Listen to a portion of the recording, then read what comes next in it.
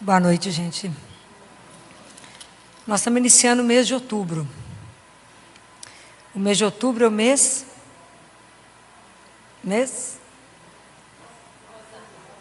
do Rosário, mês das vocações. E é por essa vocação que eu quero conversar hoje. Às vezes, a nossa caminhada espiritual é uma coisa que dificilmente a gente pensa, não é? Dificilmente. Dificilmente a gente para pensar na nossa caminhada espiritual, na nossa vida cristã.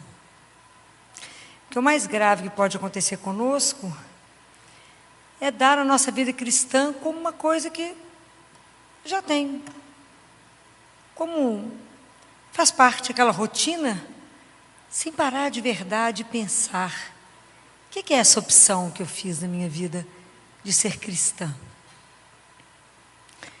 Dificilmente a gente reage como um ateu que te pergunta assim, para um cristão: tem pensado em Deus? Aí o cristão toma um susto, fala: e você? Fala: eu não consigo não pensar a não ser nisso. E a gente descobre que a gente não pensa nele. A gente descobre se a gente tem vida espiritual, interior. A gente tem que fazer uma pergunta para a gente: onde estão os meus pensamentos, os meus sentimentos e os meus afetos? Em que eu penso o dia inteiro?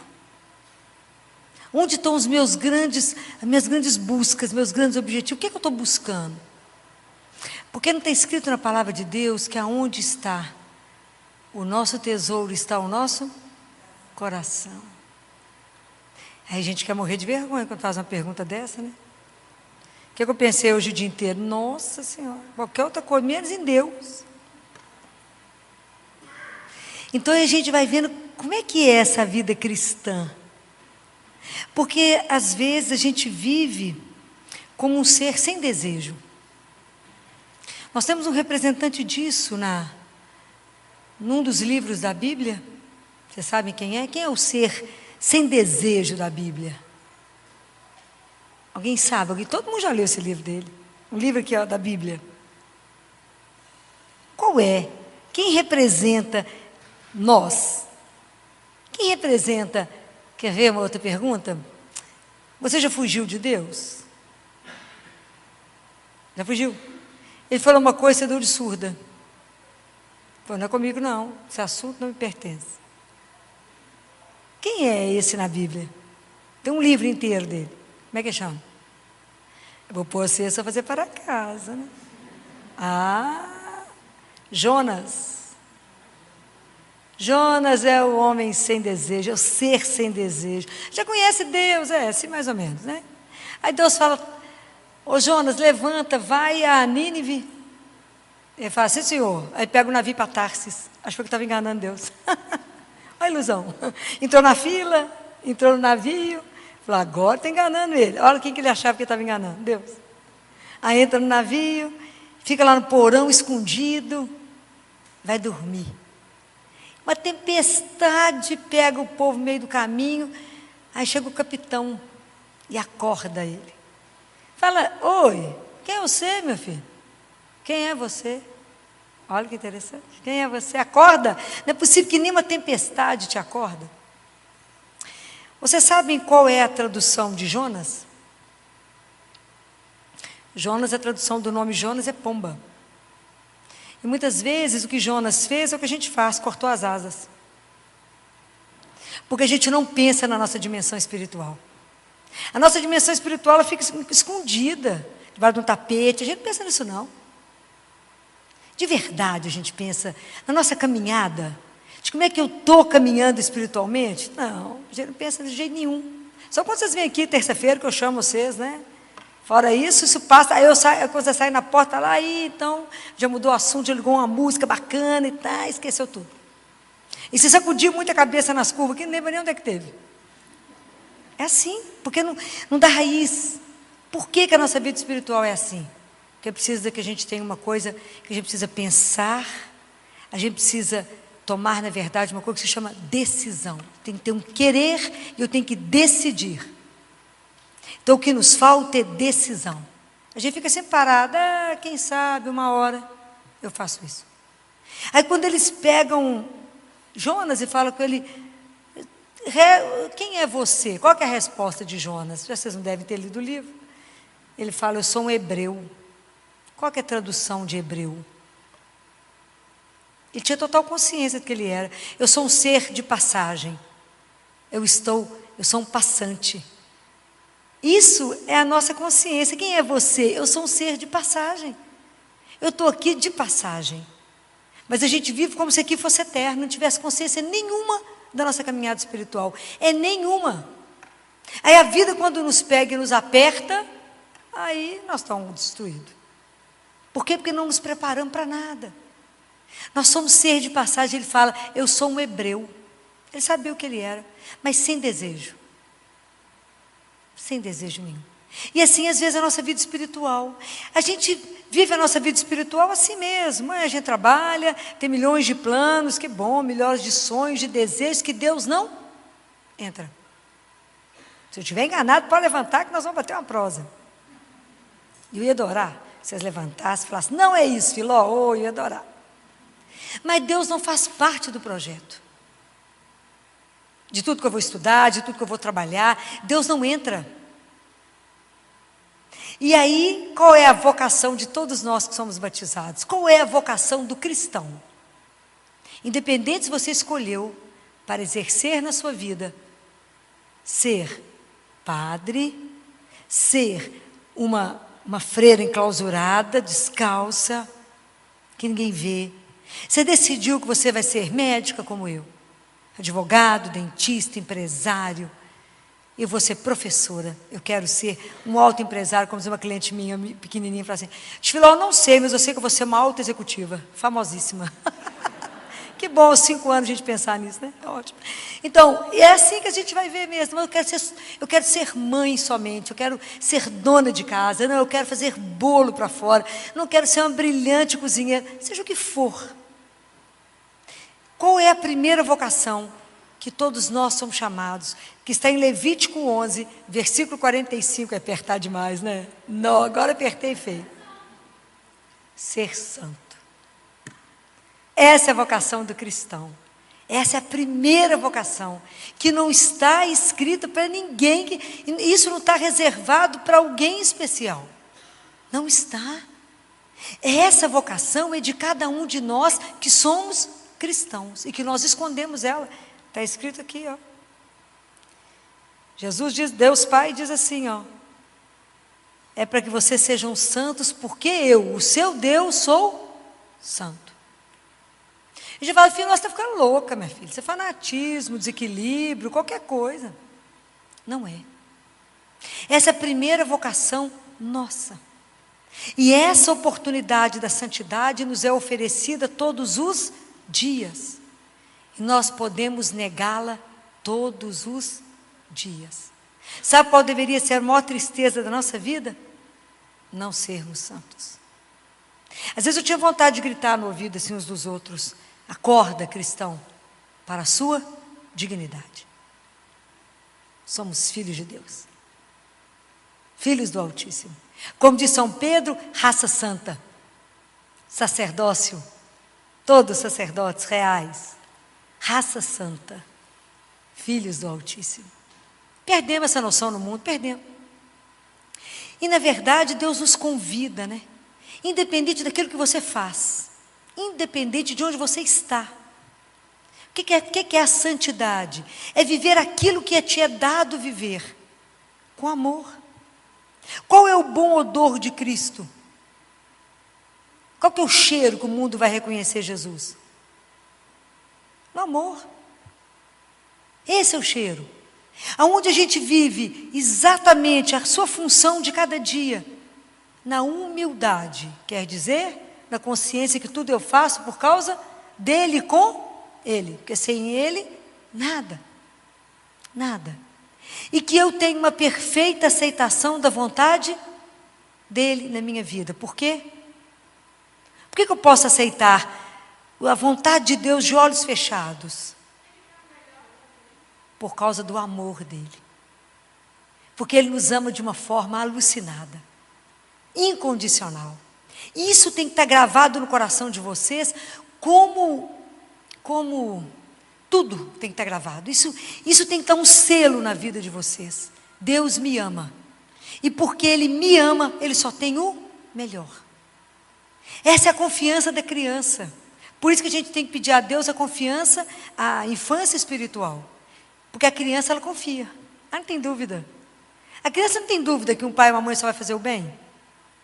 Vai fazer o melhor? Claro, nunca tem, nem passa na cabeça dele que pode acontecer alguma coisa ao contrário. E assim somos nós.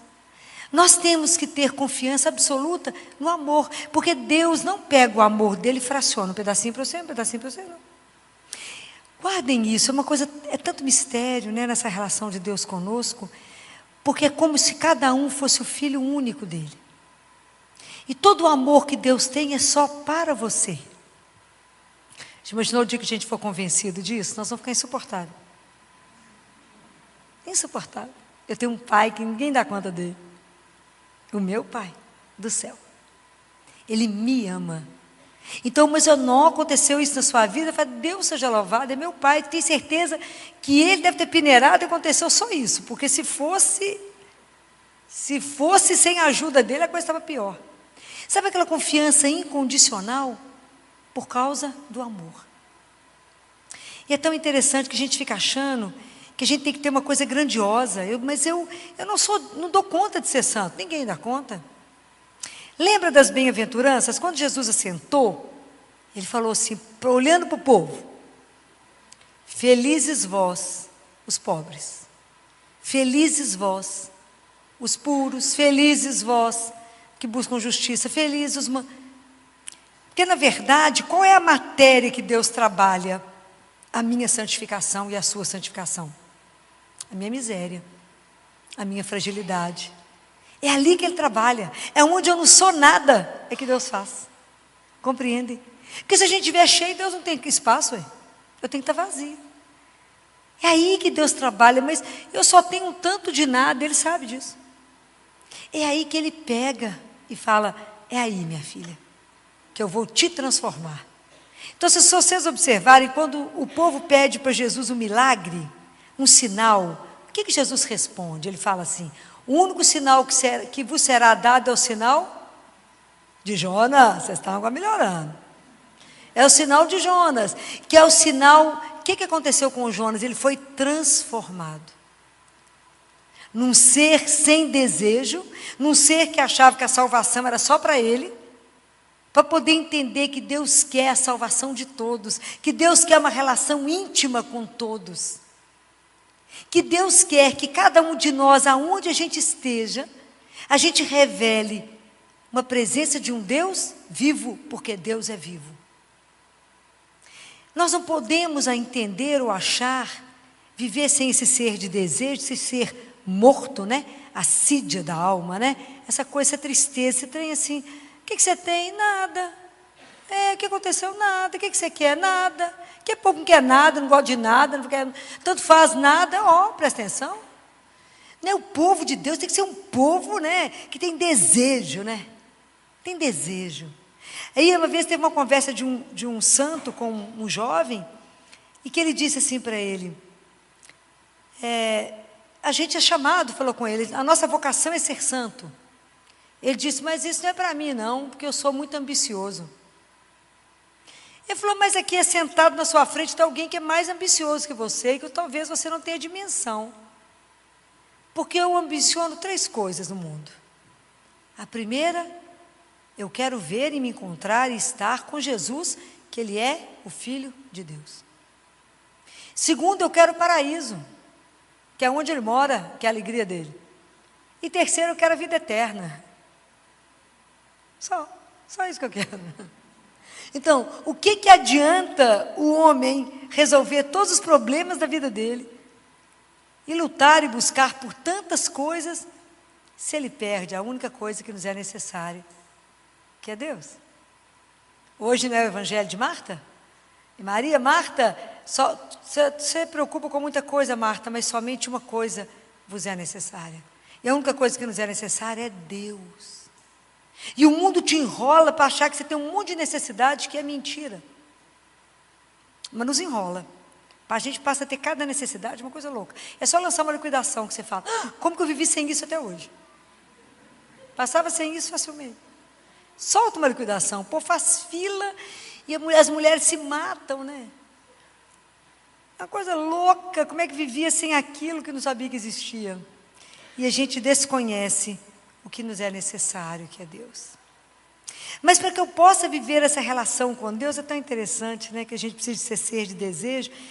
Se Deus, eu estou falando com vocês, é um Deus vivo, eu não posso ficar achando que Deus é uma ideia do passado, que Jesus é uma história que foi contada.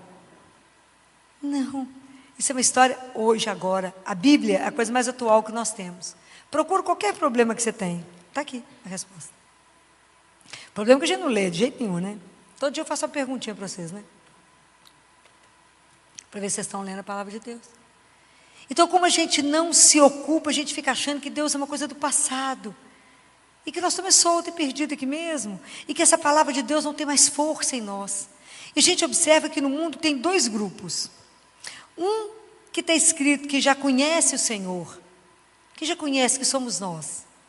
E para nós, a força da palavra, a palavra de Deus tem uma força. Apesar de muitas vezes a gente ainda não vivê-la. E a principal coisa que deveria nos conduzir é amar o Senhor acima de todas as coisas. É o primeiro maior mandamento. Amar a Deus. A gente ama tudo nesse mundo. Deus fica mais ou menos reservado. Por necessidade. E Ele deveria ser o meu primeiro amor. Então é isso, né? Começar amando a Deus acima de todas as coisas, e em tudo querer agradá-lo, em tudo estar atento para o que Ele quer, em tudo procurar fazer a vontade dEle, em tudo ser o filho que Ele sonhou que a gente fosse. Isso Ele precisa de cada um de nós. Nós temos que dar esse testemunho cristão no mundo, porque o outro grupo que existe no mundo é aquele que busca por uma coisa que faz falta, mas não sabe o que é. Que a pessoa que engraçada na minha vida tem uma coisa, me faz falta uma coisa, mas eu não sei o que é. Compra, gasta, viaja o mundo de ponta a ponta, vai e volta, mas tem uma coisa, é um buraco em mim que faz falta. E não sabe que procura por Deus. Para esse grupo está escrito na palavra de Deus assim: buscai e achareis, batei a porta se abrirá. Não é assim? Está tudo escrito, né? A gente que não entende. Mas é lindo. Então essa nossa caminhada espiritual, ela é uma decisão diária. Nós temos que decidir que a santidade foi proposta para cada um de nós. E decidir qual é a proposta da minha vida, ser santo. Para que é isso, Filó? É. Mas se eu não posso excluir da minha vida de santidade, da procura por essa caminhada espiritual, a cruz. Não tem jeito. Por quê? Porque na cruz está a morte do pecado. E o maior inimigo da santidade é o pecado. Então nós temos que viver uma luta imensa conosco. Está escrito que o reino de Deus não vai ser sempre uma luta à força. Por quê? Porque o reino de Deus está onde? Dentro de nós. Não é assim? Jesus falou. Não fico achando, o reino de Deus está aqui ou está ali, porque o reino de Deus está dentro de nós. Para vermos a Deus, a gente precisa morrer. Ninguém viu a Deus, a não ser Jesus, não é? Foi quem viu a Deus. Mas para que eu possa começar a trabalhar a santidade, para que eu siga Jesus, o que eu preciso fazer? Nós já falamos disso aqui mais tempo. Eu preciso morrer para mim mesmo, não é assim? Eu preciso vou me despindo, né? Eu vou despojando de mim, para que Deus seja tudo em mim. Então isso é um trabalho. Então é por isso que o reino de Deus é uma luta, é uma força, porque é uma luta interna. Quando a gente fala assim, pelo sinal da Santa Cruz, livrai-nos Deus, nosso Senhor, dos nossos inimigos. Quem são eles? E o que eu sinto? Os nossos maiores inimigos são os internos. É tudo que eu penso, tudo que eu sinto, tudo que eu falo, tudo que está no meu coração. Então são contra eles que eu tenho que lutar. É a dispersão que eu vivo. Acordo de manhã, começo a rezar, a cabeça já está longe. É uma luta. qual que é a grande dificuldade nossa na vida? O permanecer em Deus. Tudo nos seduz, e eu falo com Jesus assim, você espera um pouquinho que eu vou ali. Muda o caminho.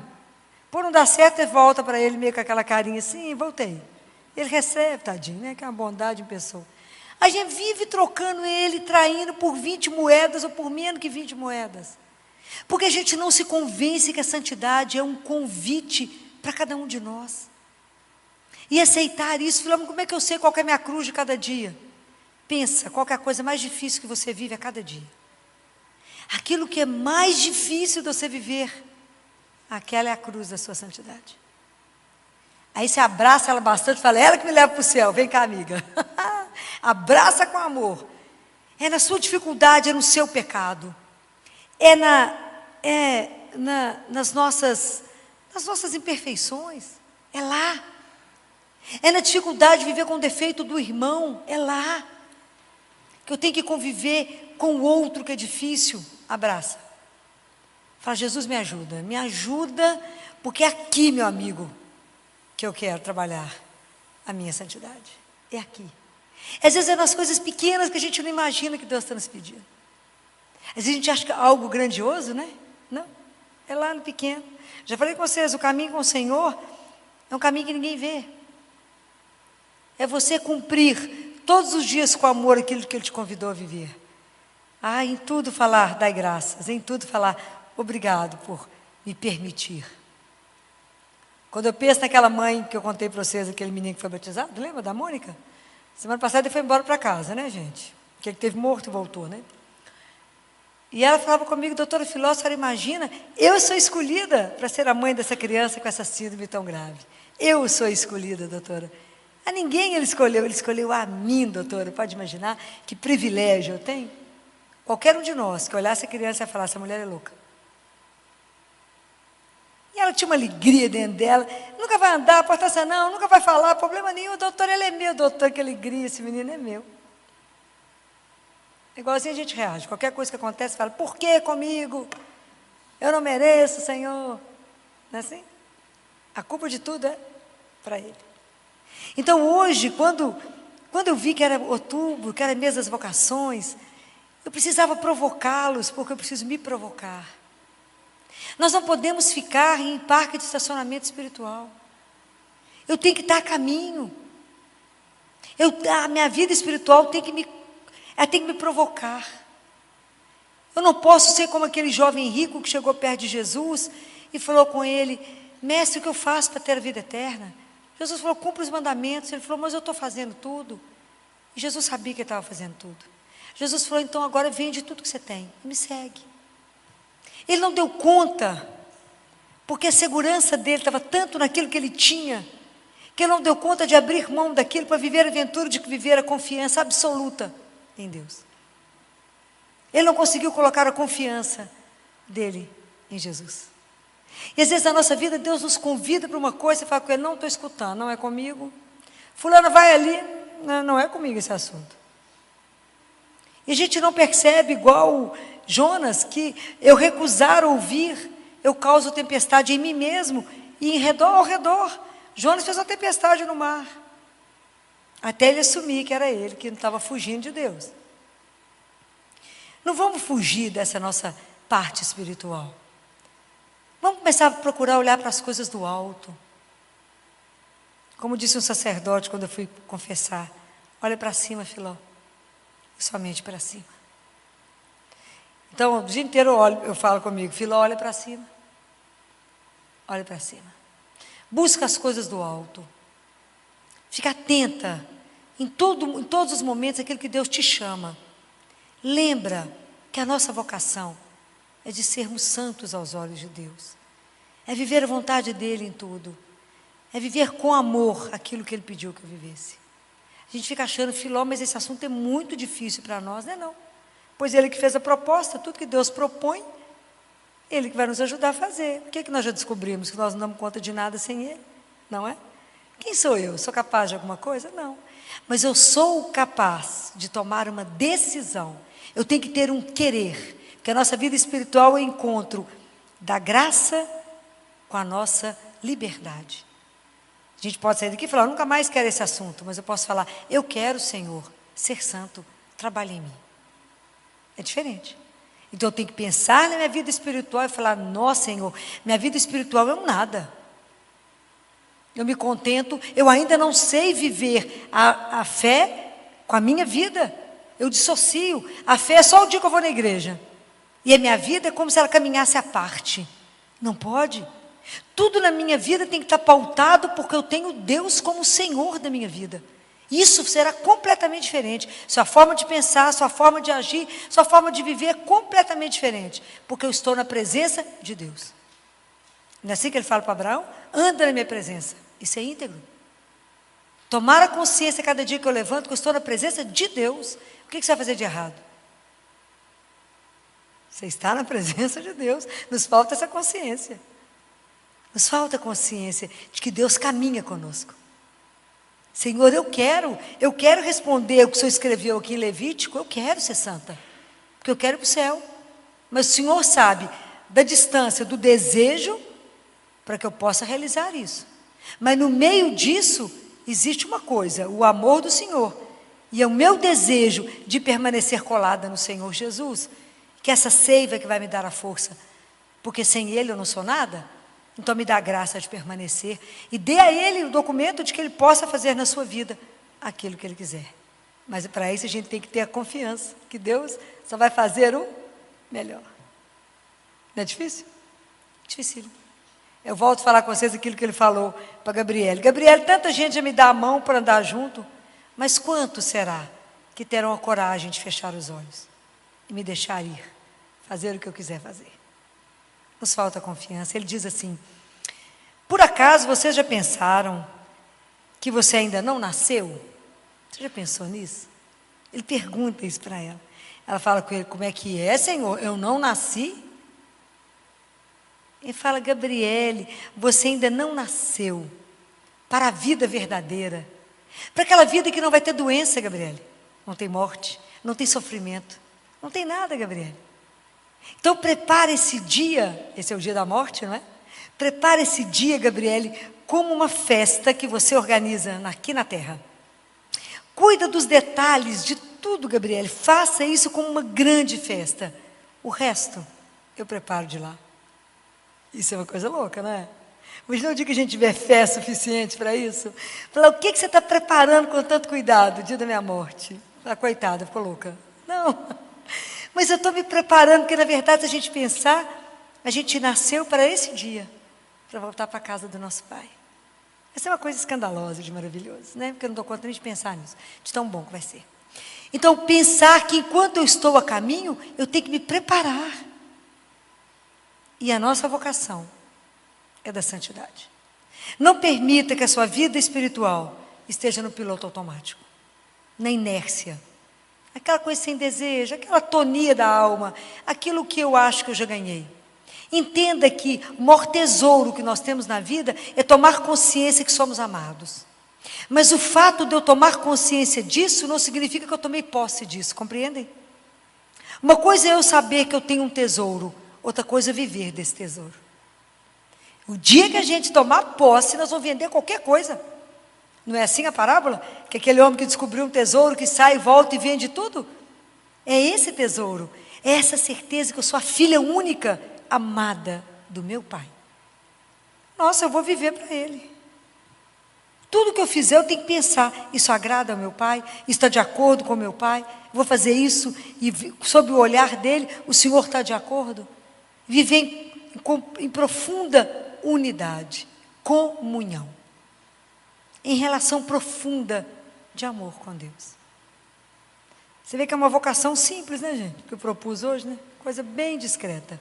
Mas não podemos esquecer que essa é a nossa vocação. Esse é o primeiro chamado. Se estamos guardando isso, escondendo isso, a gente pensa que a gente está adiando a nossa vida espiritual. Nós estamos adiando começar a nossa vida. E não se esqueçam, assim como a parábola, lembra da parábola dos vinhateiros, que o Senhor chamou um que foi às 9 da manhã, outro foi meio-dia, outro foi às 3 da tarde, outro foi 6. É porque em todos os momentos, aí esse é um significado, não é? Deus vem à nossa vida. E seja jovem, seja criança, seja idade madura, seja na terceira idade, em todos os momentos Deus vem à nossa vida. A gente só precisa deixar, estar aberta para que Ele venha. Fala, Senhor, vem agora. Agora eu quero. Agora eu me decidi. Eu decido agora que eu quero fazer um caminho novo. Eu não quero ter a vida espiritual tão reduzida, Senhor, a uma missa, a quem sabe a um grupo de oração, a confissão uma vez por ano.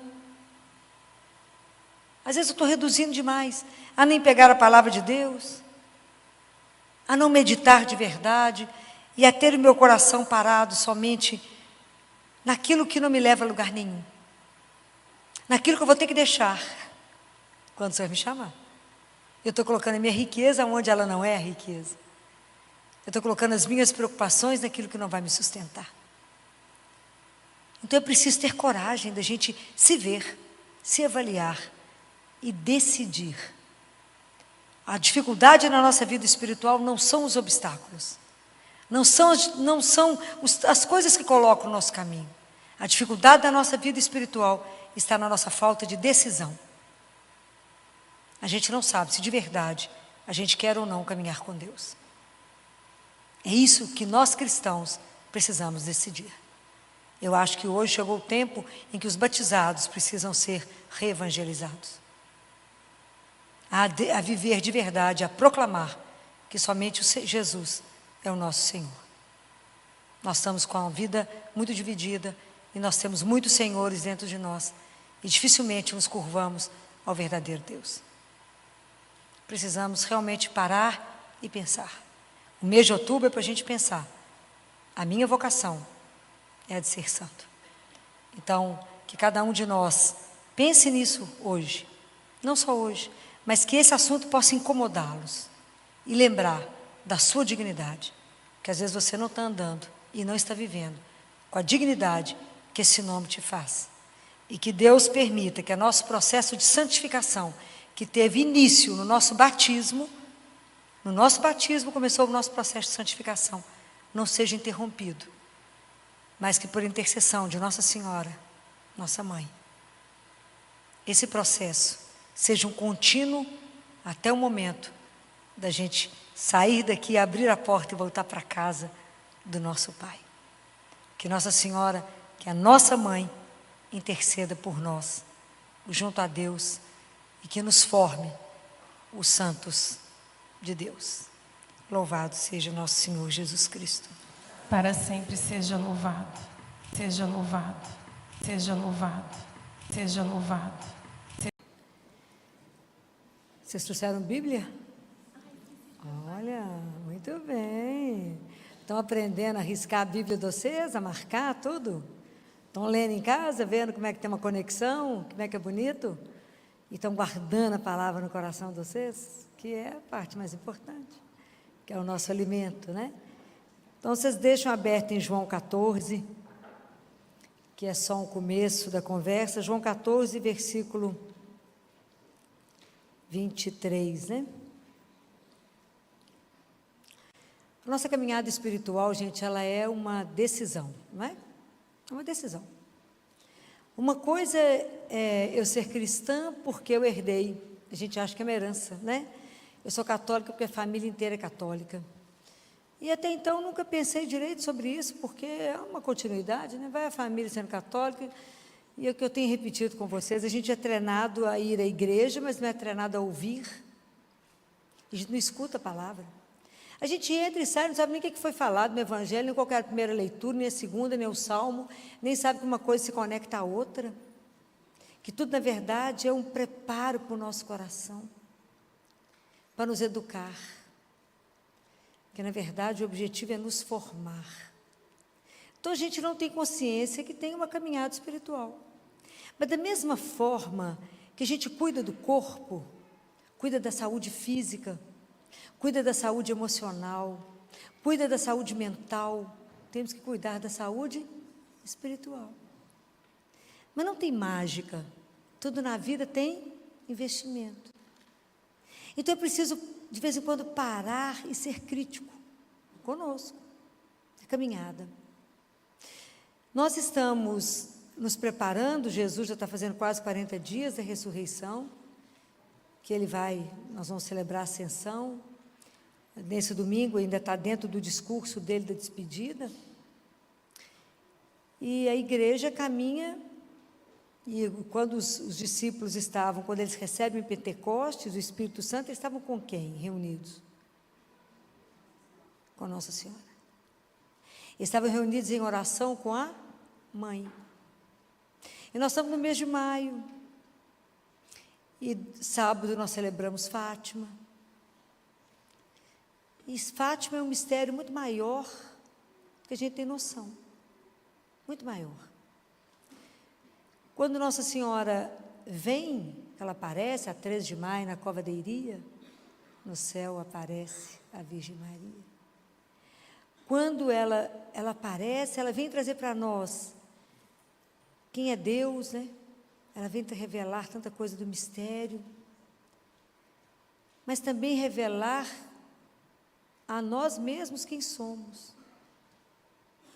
E a gente, quando Nossa Senhora fala com a Lúcia, com os meninos, vocês deverão vir aqui todos os meses, nesse mesmo dia, no mesmo horário. E a Lúcia pergunta, quem é a senhora? Fala, vem primeiro, depois eu conto. Volta primeiro, depois eu conto. Eu fico imaginando quantos de nós íamos voltar. Porque a matemática de Deus não é a nossa. Imagina, Deus muitas vezes te dá uma ordem para você fazer alguma coisa, depois Ele te explica por quê, quando você já estiver pronto. Porque a caminhada espiritual é uma relação de confiança. Porque eu não confio numa ideia, eu confio numa pessoa. Então, quando Jesus começa, aqui em João, que está colocado em capítulo 20, no versículo 23, ele fala, se alguém me ama. Aí eu fico pensando, fiquei parada tanto nesse versículo, que eu fiquei pensando, será que a gente tem condição de saber o que é amar a Deus? Com exceção de Nossa Senhora, que o amou como ninguém amou. Será que na minha caminhada espiritual eu não troco Ele tantas vezes por tantas ninharias? Eu troco Ele para tantos ídolos falsos, por tantas situações que me seduzem, me enganam e me enrolam, e que eu acho que é o amor perfeito e é mentira? É só ilusão e enganação? Se alguém me ama, será que a gente de verdade já parou e pensou o que é amar a Deus? Amar a Deus dentro da nossa miséria, dentro da nossa fraqueza, dentro do nosso nada, mas com o que a gente tem para amar, com o que a gente conhece de amor, que é tão limitado, que nós fomos treinados no amor, que eu só amo se. Eu só te amo se você tiver uma conta bancária legal, eu só te amo se você for alguém importante, eu te amo se você for lindo, eu te amo se. E Deus não nos ama apesar de toda a nossa miséria. É uma relação tão diferente. Mas será que nós conseguimos amá-lo? Se alguém me ama, guarda a minha palavra. Se alguém me ama, guardará tudo que eu falei, e aí meu Pai virá. E nós iremos fazer nele morada. Será que a gente já levou a sério o que é ser morada da Trindade? Imagina Nossa Senhora, aquela menina que andou carregando dentro dela, por um tempo, por 9 meses, ela foi o próprio templo. Imagina que naquela época que os santos dos santos, os sumos sacerdotes entravam uma vez por ano, ela carregou dentro dela o próprio Deus. Então não existe ninguém que ama mais Jesus do que ela. Por que eu estou falando nela? Porque quem pode nos ensinar a amá-lo? Ela, porque ela é a mãe do puro amor. Ela também é a mãe do temor, a mãe da ciência. Qual é o grande temor que na nossa vida espiritual nós deveríamos ter? Vamos relembrar. Quando Nossa Senhora, com Jesus com 12 anos, vai ao templo, em Jerusalém, na época da Páscoa, e ela acha que Jesus está com José, e José acha que ele está com Maria. Quando andam 3 dias, descobre que ele não está com nenhum dos dois. E ela volta. 3 dias perdidos sem ele. Então, qual é o maior temor que a gente pode ter? Perder Jesus. Esse é de verdade. O maior temor da nossa vida é ficar sem Ele. Então, ela nos ajuda, se o caminho está fora, se o trem está fora do trilho, nos colocar de volta no lugar. Porque ela é mãe. Não existe ninguém que conheceu Ele como ela conheceu. Ela gerou Ele. Vocês que são mães, vocês sabem. A mãe conhece o filho, mesmo que ele minta, que fala, não, está tudo bem, mãe. Mentira, a mãe sabe que não está. Porque o cérebro da mãe, isso é provado pela ciência, no momento que ela está grávida, o cérebro dela é lapidado na região da sensibilidade. Então o filho põe a chave na fechadura, a mãe fala, o que aconteceu? Ele fala, nem entrei, mas a mãe sabe, que o jeito que ele pôs a chave na fechadura está errado. Ele mente na voz, fala, não mãe, está tudo bem. Ela fala, não está. O passo do filho é diferente. Vocês imaginem ela que conviveu com ele, olhando aquele menino. Primeiro ela gerou, depois ela viu ele crescer. Ele viu ele crescendo, até virar um homem, até assumir a missão, até morrer numa cruz. E ela recebeu ele no colo, devolveu ele para o pai. Pode imaginar a alegria dela de vê-lo ressuscitado. Claro que eu acho que ela foi a primeira pessoa que o viu, né? Ele não ia a outra pessoa não ser a mãe, não teria jeito. Então eu fico pensando, a gente já tem consciência que temos uma vida espiritual e que somos peregrinos. E nós somos peregrinos com Maria, não é? Ela é a mãe que pode nos ensinar. Mas com qual Maria que a gente caminha? Nós caminhamos com a Maria, que é a serva, a mestra, a nossa mestra espiritual, que foi a primeira discípula que andou naquele caminho estreito da cruz, até o Calvário. Ou nós caminhamos com Maria, que é aquela inatingível, aquela tão perfeita que fala, não tem jeito de imitar não, e deixa para lá. Ou caminhamos com aquela Maria que Isabel proclama, tu és bem-aventurada por quê? Bem-aventurada és tu, Maria, por quê? Acreditastes. Será que eu convivo com ela? Ou será que eu reduzi Nossa Senhora a uma santinha que me serve, que me dá favores a um preço bem baixo? A gente precisa ser crítico. Qual é a minha relação com a Mãe de Deus? Eu não posso reduzi-la a alguém que eu tenho um aperto, como eu não posso reduzir a Jesus a um aperto como se fosse um gênio da lâmpada, que eu na hora do aperto eu esfrego e falo, faz isso para mim, Jesus. Da mesma forma eu aperto, rezo o texto, rezo o rosário, rezo 24 horas. Eu estou querendo fazer com que vocês amadureçam na fé, para que vocês possam entender que eu não posso reduzi-la só a isso. Isso é um risco, um perigo. Eu não posso achar que ela é inatingível porque ela é imaculada, porque ela é bem-aventurada, ela é agraciada. Mas eu posso entender que ela foi uma mulher como eu, só que recebeu, nunca pecou e recebeu as graças de Deus. Ela era agraciada. Quem que podia imaginar que aquela menina buscando lenha e buscando água, que nunca se meteu com a vida de nenhum vizinho, era a bem-aventurada de Deus, era a agraciada de Deus. Então ela conhece tudo dele, ela viu ele, tudo, mas nada escapa aos olhos dela. Então hoje ela pode me ensinar o caminho. Hoje eu tenho que entender que ela é minha mestra e falar, mãe, me ensina. A senhora que foi a primeira discípula que andou atrás dele naquele caminho difícil, duro, a senhora aprendeu a conviver diante de um silêncio de Deus. Por tudo que a senhora passou, Deus foi silencioso. Deus se manifesta na anunciação e depois se cala. 30 anos de silêncio. Quando José é mandado para o Egito, a frase que está escrita na palavra de Deus é, pega a mulher e o menino e foge para o Egito. Herodes está querendo matar. O caminho tinha que ser rápido e ao mesmo tempo lento, porque eles tinham que fugir, eles tinham que ir por estrada alternativa, porque o resto estava tudo para Herodes pegá-los. Então eles encontraram um monte de coisa, muito mais obstáculos, mas tinha que ser rápido e lento tudo ao mesmo tempo, era uma loucura.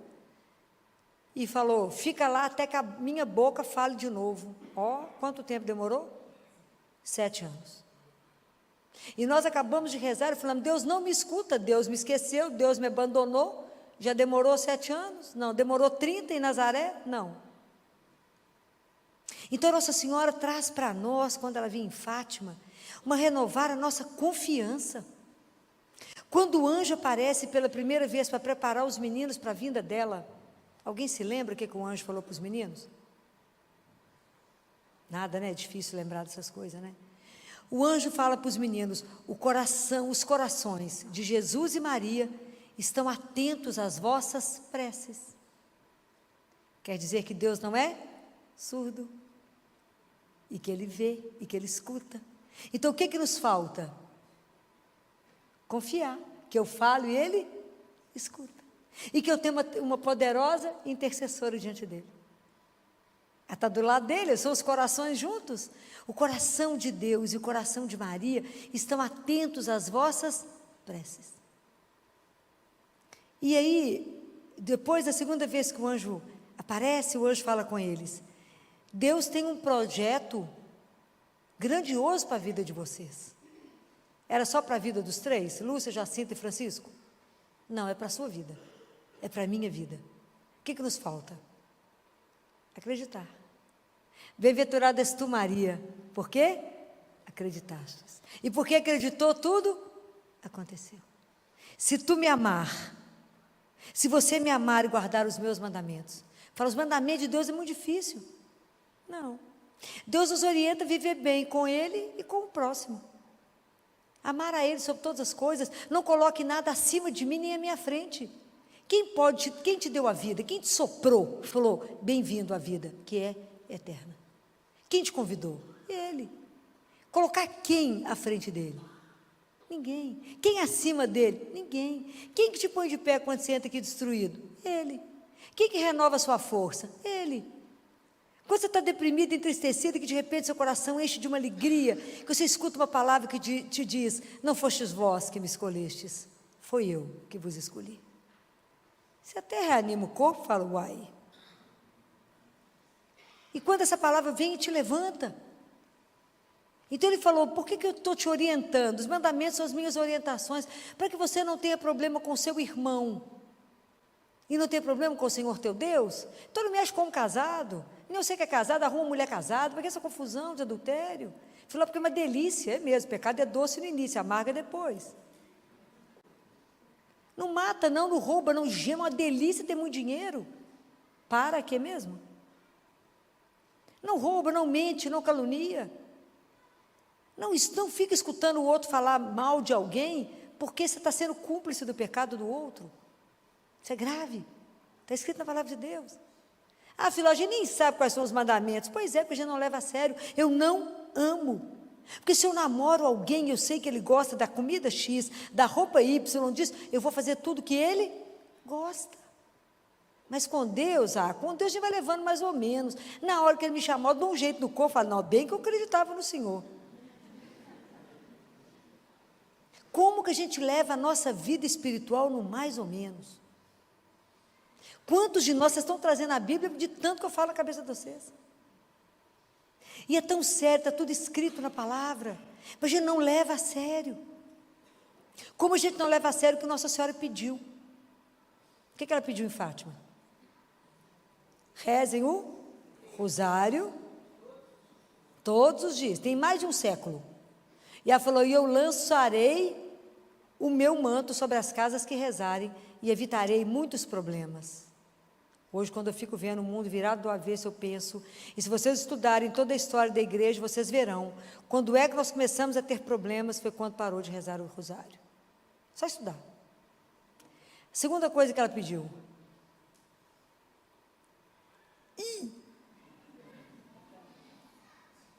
Ela fala assim com Lúcia, vocês estão dispostos a sofrer para a salvação de uma alma?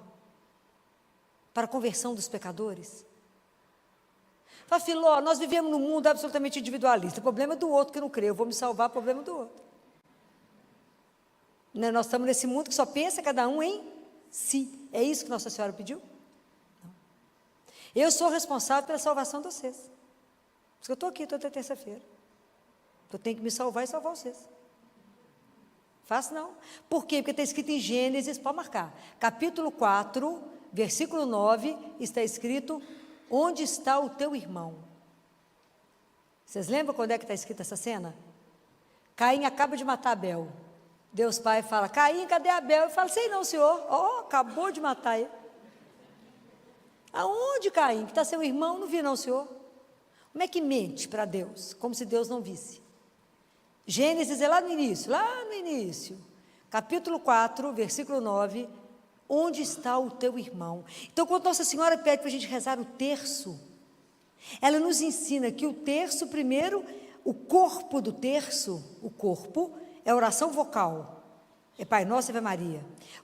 Mas a alma do terço são os mistérios da vida de Jesus. Porque tudo estava guardado no coração de Nossa Senhora, porque ela pede a devoção ao imaculado coração dela. E ela pede a reparação e a devoção ao coração. E o anjo fala: é preciso consolar o teu Deus. Então é tão bonitinho. Porque quando Nossa Senhora pergunta se estão dispostas a sofrer, naquele dia a família da Lúcia, a família dela que era pobre, ficou pior, porque sofreu muita coisa. A mãe dela não acreditou, não era para contar para ninguém. Jacinta conta para a mãe dela, a mãe da Lúcia fica brava, aquela confusão. E a Lúcia sofre muito, e aí ela volta, aparece para Nossa Senhora, aparece, ela fala: me leva embora. Nossa Senhora fala com ela: o meu coração será um refúgio para você, Lúcia. O que é refúgio? É um abrigo. É aqui que você vai se esconder, porque Jacinto e Francisco eu vou levar rapidinho. Ela falou: mas eu vou ficar sozinha? Não, eu serei o seu refúgio. Então Maria é um refúgio para nós. Nos momentos difíceis, na hora que não está fácil, é ela que nos esconde, é ela que nos ensina. Rezem o terço, porque por enquanto, vocês vão entender que o terço é uma oração contemplativa. As pessoas falam: eu tenho preguiça de rezar o terço, porque repete. Por quê? Porque é contemplativo. Até que a oração vai passar da cabeça para o coração. E se no início eu medito os mistérios da vida de Jesus, que estava no coração de Nossa Senhora, em Lucas, por 2 vezes ele fala: quando o menino nasce e quando ele perde, Nossa Senhora guardava tudo no coração dela. É quando Lucas descreve. Então, de Nazaré, de Belém a Jerusalém, onde tudo começa e tudo termina, está tudo no coração dela. Tudo no coração de Maria. Então depois, à medida que a gente vai rezando, que a gente vai ganhando graças e graças, que a gente passa a meditar os mistérios da nossa vida, nos mistérios da vida de Cristo, sob o olhar dela e dele. Mas tem um chão, né? Porque a gente tem que ser perseverante. Então a gente aprende que a gente reza. E eu rezo pela alma do outro. Eu rezo pela conversão dos pecadores. Quando a gente reza o texto, a gente reza pela conversão dos pecadores. Que a gente intercede pela vida de alguém. E aí a Jacinta era a grande intercessora. E ela fazia jejum e falava com Jesus, falava com Nossa Senhora, para que alguém não vá para o inferno. E hoje nós nos preocupamos com as almas que vão para o inferno. A gente nem acredita que tem inferno. Fala: Filó, que palhaço, não existe. Existe. Nossa Senhora revelou para os meninos: eles viram o inferno. Nós não acreditamos nisso, então nós nem temos temor de perder a Deus, nós estamos levando a nossa vida espiritual sem nenhum zelo por ela. Então quando ela pede, a gente precisa lembrar disso. A Jacinta pegava uma plantinha que tinha espinho e apertava na mãozinha dela e oferecia isso a Deus. Quando ela adoeceu para morrer, que foi a peste, ela falou, que foi aquela gripe espanhola, ela falou com Jesus: eu ainda dou conta de sofrer mais um pouquinho, para que alguém se salve. Aí ela foi transferida sozinha para Lisboa. Era uma menina de 8 anos. E como Francisco era o adorador, quando Nossa Senhora falou que ele ia morrer cedo, eles iam para a escola e falavam com a Lúcia assim: Lúcia, vai você estudar, que eu sei que tem que aprender a ler, que ela falou que você vai ficar aqui. Nós vamos embora daqui a pouco, vou ficar aqui consolando Nosso Senhor. E o tempo que ela ia para a escola, ele ficava dentro do lado do Santíssimo adorando Jesus. Uma criança de 6 anos. E nós mal passamos lá uma vez, porque a Filó fala tanto na nossa cabeça que tem que vir adorar Jesus, que de vez em quando a gente passa na igreja e fala: Filó, fui lá, viu? Compreendem? Nós levamos, como é que eu vou amá-lo? Eu amo uma pessoa. Cristianismo não é uma ideia, é uma pessoa. Então, agora vai lá na carta de Pedro, primeira carta de Pedro, que foi do Evangelho de domingo. Primeira carta de Pedro, capítulo 3. Abre lá. No versículo 15, Pedro nos faz um desafio aqui muito grande. Ele fala: santificai a Cristo Senhor em vossos corações, estando sempre prontos a dar razão da vossa esperança para todo aquele que vos pedir. Se as pessoas chegarem perto de você hoje e falam assim: por que você acredita em Jesus? Você dá conta de defender a sua fé?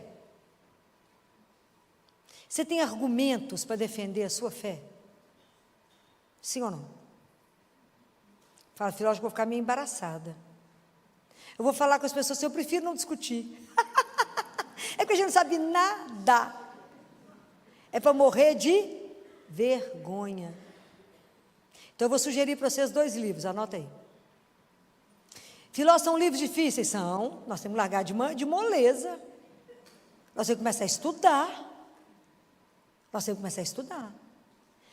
Então, eu já não vou lembrar o século, se foi século IV, eu já não vou lembrar. É apologética. O que é apologética, Filó? Alguém sabe o que é apologética? Eu vou fazer vocês falar difícil, né, gente? Bacana. Apologética é defender a verdade da fé, com argumentos. Então, tem 2 livros famosos, que é de São Justino Mártir. Um chama-se Apologética, e o outro é a conversa dele, a discussão dele com Tufão, que era um judeu, que criticava o cristianismo. Então, são discussões brilhantes. Nós temos que conhecer aonde está tudo fundamentado. Vocês acham isso na internet, você baixa no Google. Vocês podem baixar esses livros. Tem que ter paciência para estudar, tempo. Filó, não tem tempo, esse negócio é muito difícil. Vocês imaginam se eu tenho. Tem que ler. É claro, quem quiser, né, gente? Eu fico forçando vocês. Se Pedro me desafiou vocês, eu tenho que cutucar vocês, senão não sai do lugar. Ou sai? Não sai. Não sai. Então é preciso que a gente estude. Porque Pedro fala, vocês têm que defender, mas com mansidão e respeito. Mas eu tenho que ter argumento. Eu tenho que saber por que eu creio nele.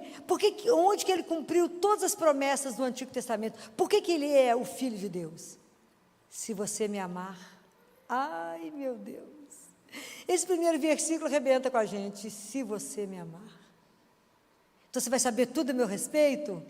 Você vai me defender? Você vai revelar na sua vida por que eu sou importante para você e vai falar, não, isso eu não vou fazer porque isso vai deixar Jesus triste. Não posso fazer isso. Eu não posso ofender aquele que me amou como ninguém me amou, aquele que me deu o direito, que muito mais do que me salvar, me fez filho de Deus. Gente, a gente não tem noção do que significa isso. Nós nos tornamos filhos do Altíssimo. Isso é uma coisa surreal. Quando é que aquele povo podia imaginar que alguém mortal como nós se tornaria filho de Deus? E se filho herdeiro de uma herança eterna, convidado a uma vida que não vai acabar. Gente, isso é uma coisa louca. Uma coisa louca. Conviver no céu com os santos é uma coisa doida. Também que tudo é eterno. Então, tem muita coisa para fazer. Não pense que a morte vai ter a última palavra, que nada. Ela é a porta para me fazer voltar para casa. Compreendem? Mas nós não podemos ficar dormindo. Acorda. Quanto tempo a gente gasta no celular? É muito. Mas para ler é uma luta. Estou falando mentira? Estou não, mas a gente adora o TikTok, que eu quero matar o povo com o TikTok, que hoje é a principal causa de doença psiquiátrica. E não é brincadeira, mas lê, não lê. Nós estamos perdendo o hábito da leitura. Estamos escrevendo mal, falando mal. Por quê? Porque a gente não lê. Vai ler. São Justino Mártir. 2 livros maravilhosos. É difícil mesmo. Mas a gente lê, discute com os padres, chama o Espírito Santo para ajudar. Sim, nós vamos levar. Mas temos que aprender. Tem que aprender a defender. Então, quando Nossa Senhora vem em Fátima e nos convida a rezar o rosário, para que a gente aprenda a entender que somos amados por Deus, que Ele cuida de nós. Que a gente reza intercessão uns pelos outros. A gente nunca imaginou que rezar o terço é tanta coisa, né? Que o terço é a oração universal. Quando Bento XVI renunciou, não sei se vocês sabem disso, o povo foi para a Praça do Papa. E fizeram o que lá? O que o povo fez? Rezou o quê? O terço. De novo, a mãe com os filhos diante de uma situação crítica da igreja. Um momento difícil. Então, o terço tem essa função eclesial. Eles rezaram em várias línguas. Igual quando a gente está em Fátima. A gente reza Ave Maria, quando vocês estão lá em Fátima, você reza, cada um reza um mistério do terço, cada país reza um mistério. A pessoa, quem está lá sabe que acabou a Ave Maria, cada um responde Santa Maria na sua língua. É o povo reunido diante da mãe, intercedendo e pedindo ao Pai. É maravilhoso a intercessão dela, de uma mãe. Mãe me ensina a amar. Mãe me ensina a caminhar. Com quem? Com seu filho. Me ajuda a viver as demoras dele. Me ajuda a ter a paciência que a senhora teve. Me ajuda a confiar como somente a senhora confiou. Me ajuda a não desistir na hora que a vida está dura. E que eu acho que Deus está demorando demais. Você só esperou 30 anos. Me ajuda. Me ajuda a não duvidar que Ele é Deus e que nós caminhamos junto com a senhora e com Ele para voltar para o céu. Que a gente veio do amor e volta para o amor. Me ajuda a não desistir quando a vida vai dizendo não. Me ajuda a não ter medo como a senhora não teve de tanta situação difícil. Me ajuda só a dar a mão a Ele e fala, vamos. A senhora que deu a mão para Ele tantas vezes para Ele aprender a andar, para Ele não tropeçar. Me ajuda. É assim. A gente tem que pedir a Deus, a ela, que nos ajude. E está escrito, né, que a gente fala assim, não, mas no final o coração de nós, está escrito, o imaculado coração vai. Como é que vocês acham que isso vai acontecer? Como é que vocês acham? Vocês acham que Nossa Senhora vai aparecer de repente e fazer assim, uau? Vocês acham? Imagina ela discreta do jeito que era, silenciosa do jeito que era. Vai fazer alguma apoteose?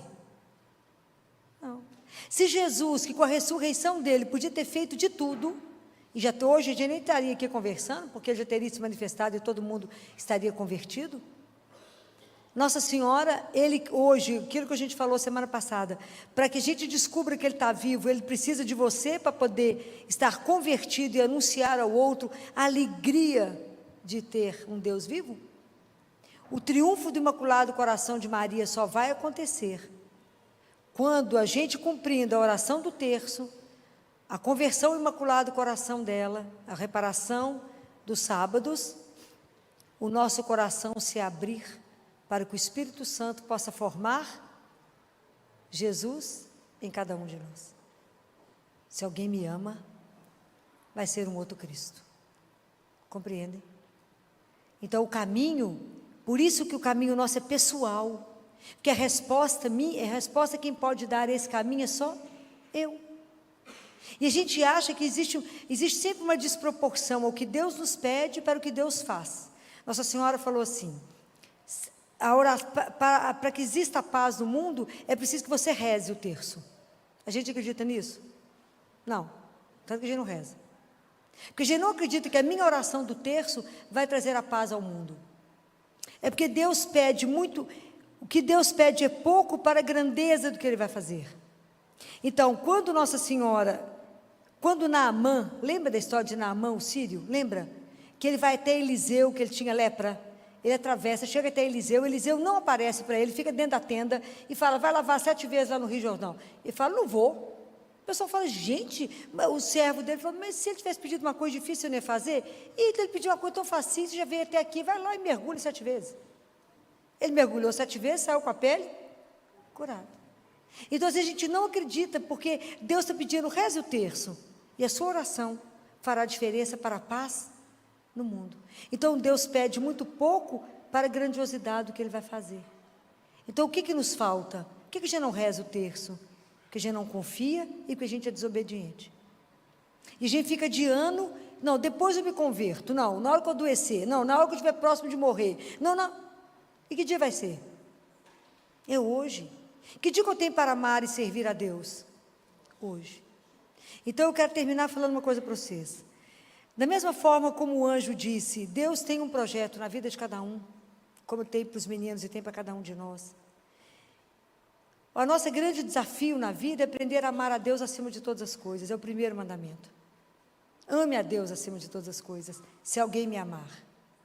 Ame a Deus, escuta Israel, ouve, ama a Deus acima de todas as coisas da sua vida, mais do que a você mesmo, primeiro ame a Deus.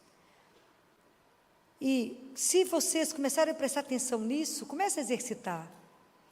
E cada vez que vocês levantarem, se nós somos o sonho de amor dele, nós só existimos porque ele nos amou tanto, e nos ama, por isso nós nos mantém vivos, porque ele nos sustenta no amor. Pergunta para ele de manhã, Senhor, como é que o Senhor me sonha hoje? E deixa Deus ser Deus na sua vida. E não põe limite nele, deixa Deus fazer na sua vida o que ele sonha para hoje. Porque para amar e servir a Deus nós só temos agora. Nós não sabemos se eu chego ali. Não sabemos. Então que a gente aprenda a ter essa docilidade. Que a gente aprenda a ser desafiado, né? Hoje nós estamos sendo muito desafiados para amar. Então para amar eu preciso conhecer as verdades. Estou chamando vocês para estudar apologética, para abrir a palavra, ler a palavra. Quanto mais vocês ficarem perto da palavra de Deus, quanto mais vocês ficarem na Eucaristia, na missa, mais vocês irão aprender. É igual a comida diante do fogo, ela é transformada porque ela é queimada ali, ela é aquecida. Nós precisamos do Espírito Santo, que é o outro, que é o nosso defensor, né? Que Deus fala, vou pedir a Deus que mande para vocês o Paráclito. A definição, a tradução de Paráclito é aquele que está ao lado para defender.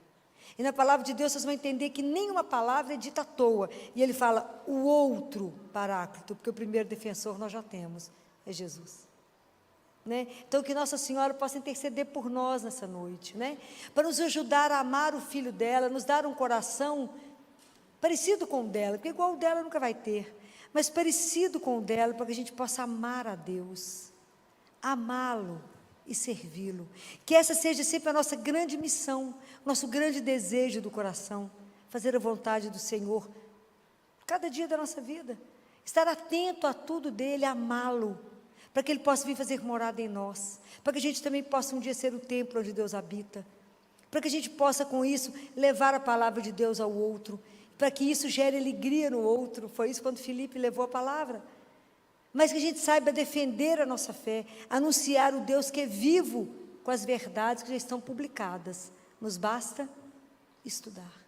Então que Nossa Senhora nos dê perseverança, nos dê força, nos dê coragem, nos conceda, olhe para cada um de nós e interceda nesse momento diante de Deus por nós, que ela como mãe sabe quais são as graças espirituais que cada um aqui hoje precisa, para que de verdade a gente possa amar Jesus como ela o amou. Louvado seja nosso Senhor Jesus Cristo.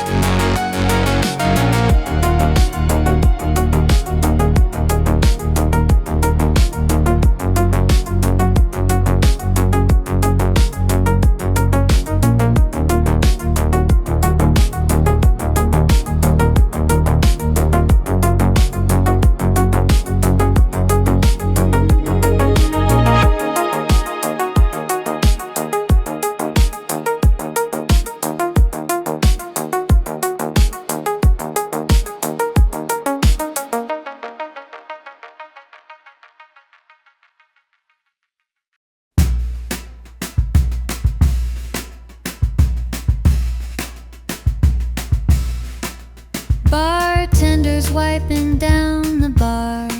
Streetlight flickers like a faded star. You're still here while the night moves on, like a quiet note in a lonesome song. Last call for the moon, one more dance before we're through. Let the silence sing our tune. Just me, just you and the moon.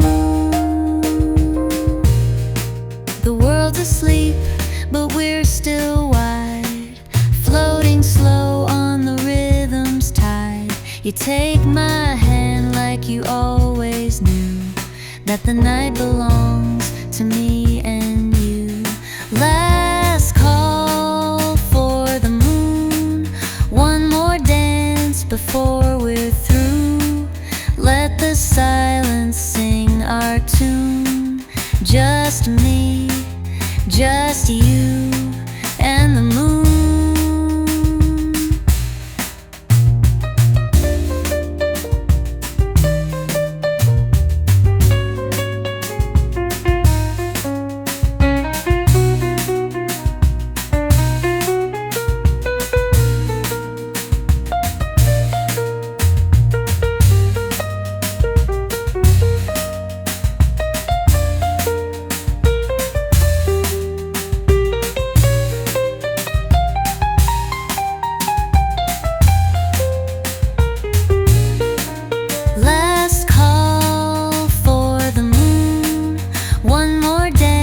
Before we're through, let the silence sing our tune. Just me, just you and the moon.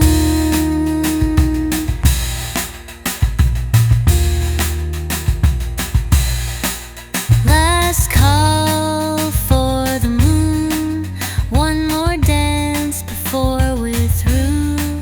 Let the silence sing our tune. Just me, just you.